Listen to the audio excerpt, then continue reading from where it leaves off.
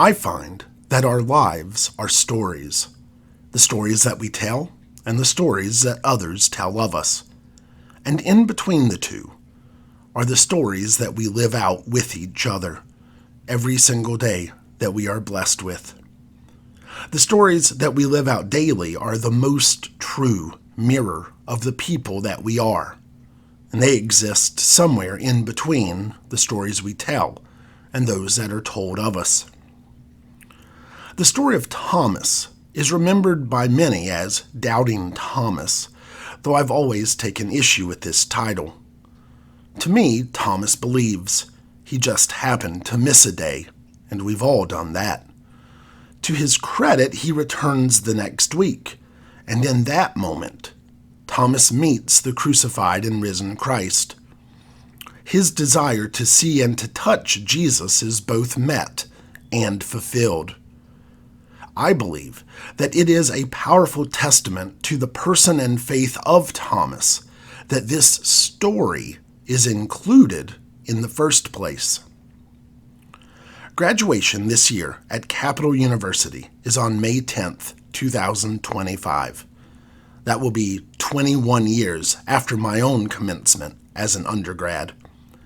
I was recently reminiscing with friends about the old times and the stories from my 4 years there, when it struck me that I have no idea how many stories from those years I probably don't remember.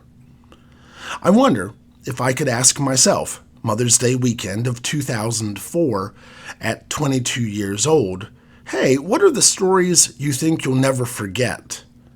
I wonder how many of them I'd actually remember now, 21 years later.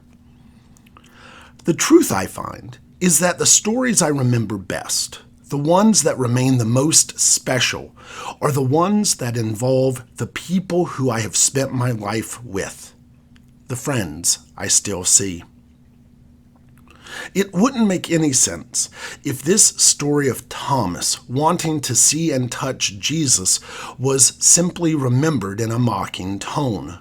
You know, that one time, that one guy really missed the boat. Instead, it seems to me to show us the consistency of a friend. This account points to the action and belief of Thomas. Thomas shows up multiple times in John's Gospel. Thomas, after having missed Jesus, shows up the next week, looking for him again. After he meets the risen Lord, Thomas's faith and belief in Jesus takes him to the ends of the earth, expanding the church and carrying the gospel of Jesus Christ to India. The story of Thomas missing one day is thoroughly outweighed by the rest of his life, ministry, and dedication to the work of the church. The story of Thomas does not embody doubt. It is the story of living out the Great Commission, to go, therefore, and make believers. The other thing is that if this was simply about Thomas missing out, it would be a shallow and a flat story. Stories about not doing something, I find, are never as celebrated, and that makes sense. It's hard to tell the story of not doing something. But maybe we can consider one. Did you know that during the entirety of World War II, the country of Sweden stayed neutral? Throughout World War I and Armistice Day, Sweden remained neutral. Through the rise of the Third Reich, Sweden remained neutral. As the Nazis seized more and more territory that was not theirs, Sweden remained neutral. As stories broke about the deportation of the Jews, concentration camps, and the horrors therein, Sweden remained neutral. Inactivity does not seem like too much of a story. But here's something else about Sweden. Up until the year 2000, Sweden had a state church. That is to say that the country of Sweden had an official religion, recognized, endorsed, and supported by the state. It was called the Church of Sweden, which makes sense. It was Christian. And specifically, it was an evangelical Lutheran national church, which again makes sense as Lutherans make up the largest Christian denomination in Sweden.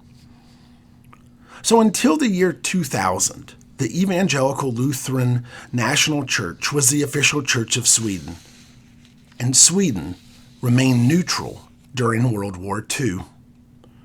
Now, to be fair, America tried to do the same, and we were successful with that until Pearl Harbor when we couldn't remain neutral any longer.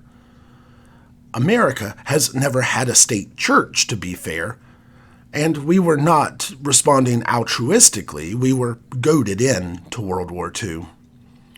But I bring up Sweden now, not because the people of Sweden are horrible or bad by any means, but to underline that a people on some level rooted in our shared Lutheran heritage stood by and watched silently instead of stepping up in faith and faith in action.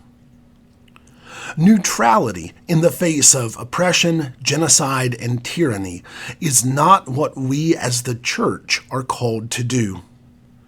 The story of Jesus Christ that we remember, share, and live with our lives is not a story of neutrality.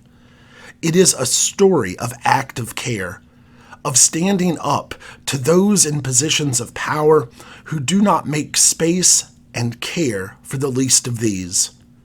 It is a story of outsiders being brought into the loving care and promises of God, where the equality of our humanity is celebrated, as the last are made first.